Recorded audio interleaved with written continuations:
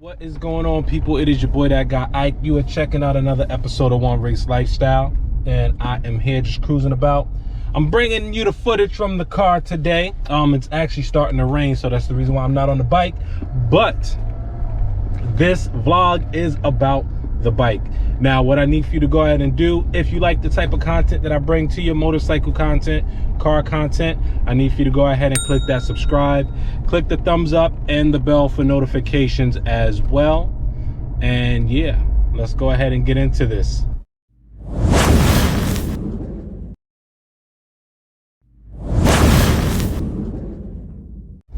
So, as most of you probably seen, if you do follow me on YouTube already, I'm pretty sure you've seen the post that I made where I'm trying to decide what type of bike is it that I want to get. So, I don't know. I'm torn. I'm definitely torn. I've ridden a lot of motorcycles over the last couple years.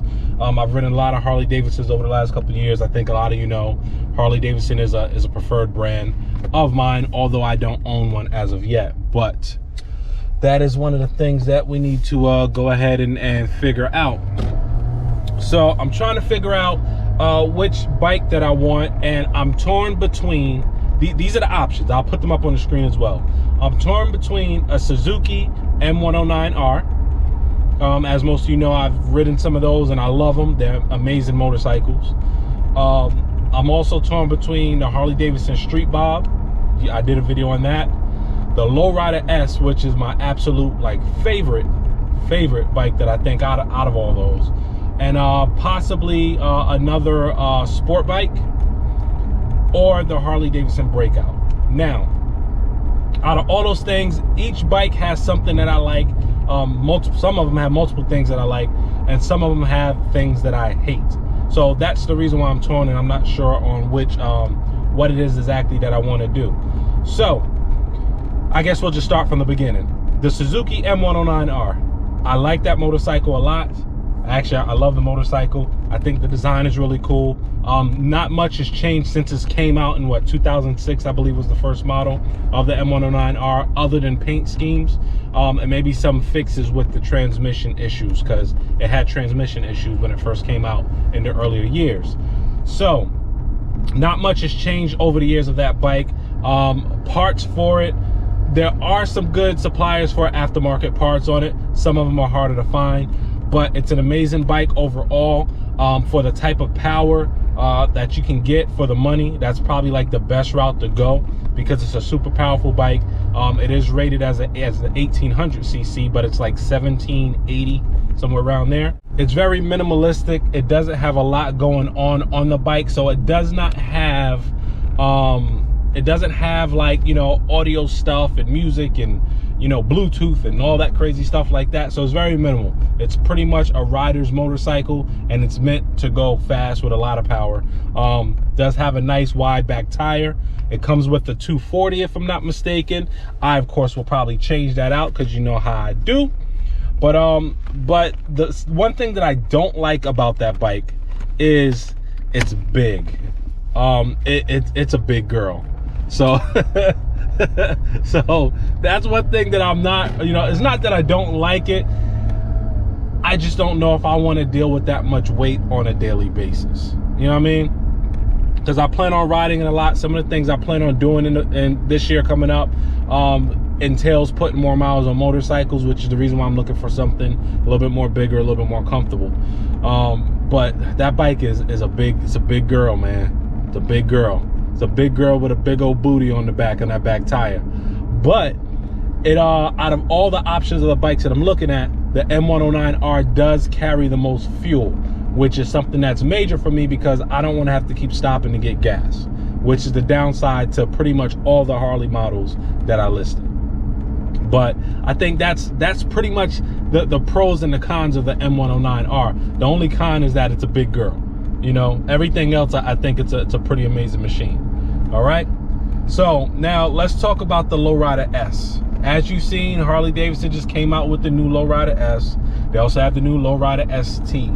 Now, I absolutely love the Harley Davidson Lowrider S. Has a Milwaukee 8, The new ones have the 117. The 2020s have the 114, which is still a really, really good motor. Which that 114 is also in the Street Bobs as well too, the new Street Bobs. So here's my downside with the Harleys. They are air cooled. That's another pro of the M109R. The M109R is liquid cooled. That's like the biggest pro for me. It's liquid cooled.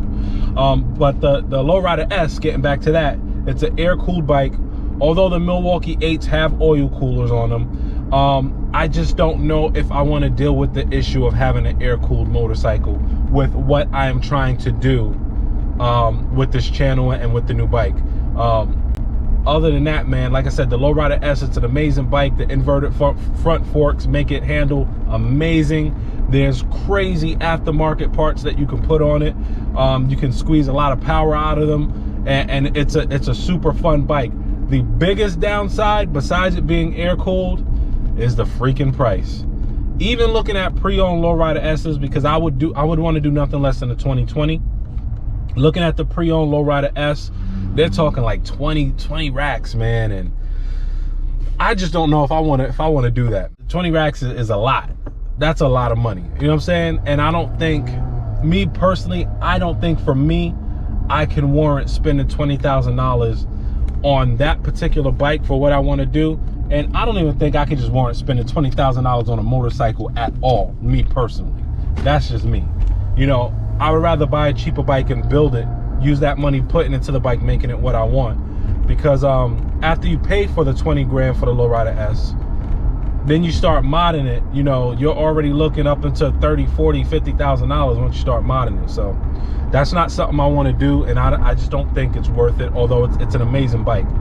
The next bike I was looking at was the Street Bob.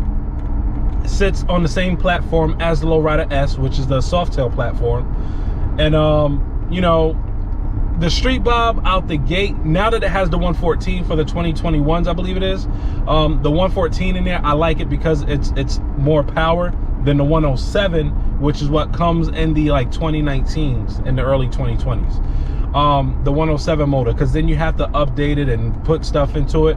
But again, Harley Davidsons are known for having a very, very supportive you know, aftermarket, you know, community. You could pretty much buy parts for these bikes from anywhere.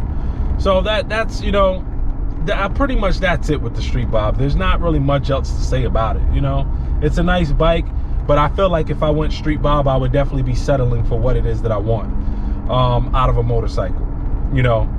The Breakout, which was the other bike, I do like. It does give you that wide tire in the back, like the M109R does. The issue is that, you know, price-wise as well, although you can find some for pretty good right now. My biggest issue with these bikes across the board for the Harleys is that they're all air-cooled bikes. And I live in Florida. Now, most people say, hey, I ride my Harley across the desert, blah, blah, blah. That's cool, that's fine.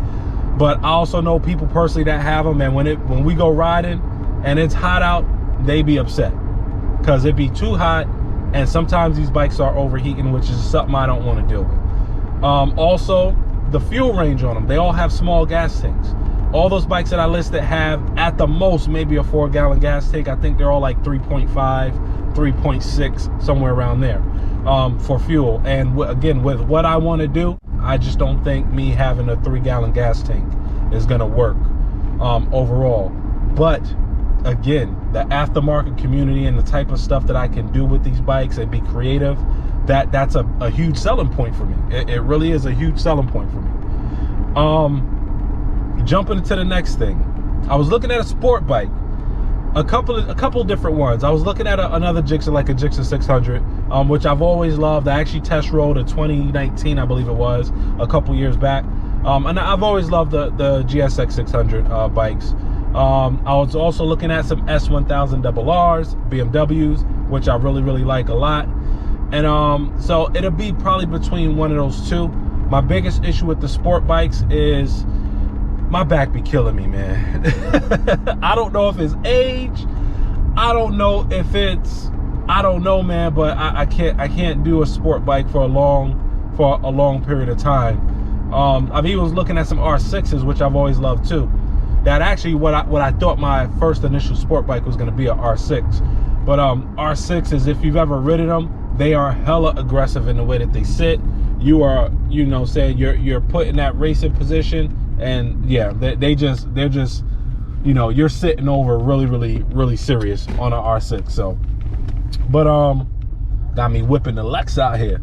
But so I was looking at sport bikes, but I want to do more road trips, and I just don't think on a sport bike would be sufficient enough for me to do that. So that brings me to the question, people.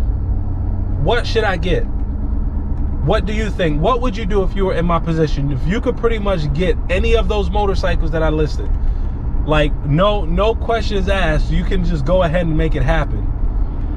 What would you do? Which one would you go with? I look to you guys for support, you know, from the community and you know, my subscribers, because I really like your opinions on what do you think would be the best idea on what, you know, on what I should do. You know, any suggestions would be cool. Also, let me know whatever bike that you choose out of that list that I put. If you look on my channel, I put up a little survey. Out of that list that I put, whatever bike that you choose out of there, tell me why you would choose that motorcycle. That's really what I want to know. Now, at the end of the day, I'm still going to go with whatever I choose to go with, whatever decision I come to. But trust me, your input is very valuable to me. I appreciate you guys for rocking with me.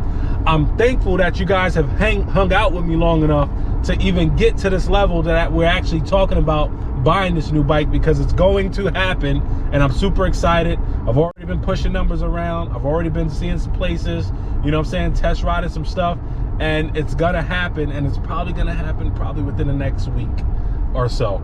But I'll keep you guys posted. I'm super excited about it. It's been a long time coming. And definitely don't forget, man, as always, click that subscribe, keep rocking with me. Leave your comment down below. What bike would you go with, and why would you go with that bike? All right? Other than that, man, it's a cloudy day. I'm just out cruising around in the car. This is your boy, that guy Ike, man. I appreciate y'all. One love. Everybody be safe. Bike week is coming up. Yo, if you are out and about for bike week, please make sure, if you see me out there, holla at me, man. Say what's up and all that stuff. We got some events going on at Ace Cafe. I'll keep you posted on that. And I'm going to be out in Daytona all week for bike week. So if you see me, if you want to hook up with me and ride out there, holla at me, man. We'll make that happen, all right? This is your boy, that guy Ike. I'll holla at y'all. Peace out, man. Later.